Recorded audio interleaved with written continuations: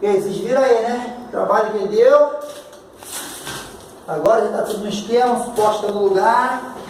Já temos aquela pendurada básica. O ventilador foi montado certinho, ó. Temos a limpeza das partes, né? Está cheio de gesso. Vamos instalar agora. Ventiladorzão do patrão aqui, bem bonitão. E aí, patrão, qual é o visual agora? Bem melhor, né?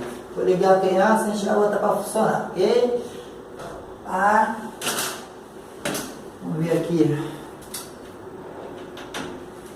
Lâmpada. Liga na lâmpada.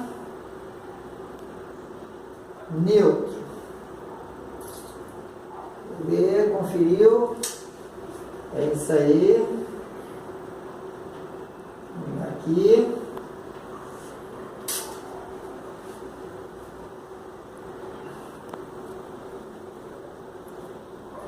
Trocate.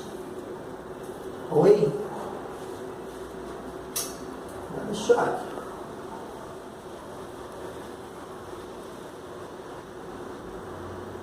Vamos lá. Ok. Tá ligado. Vamos ver se funciona? Dá uma ligada aí. Liga a lâmpada. Ventilador. Isso, ligou pra cima. Reverte ele. Foi de uma vez, mas tá bom. E aí, vamos ver se faz vento, patrão.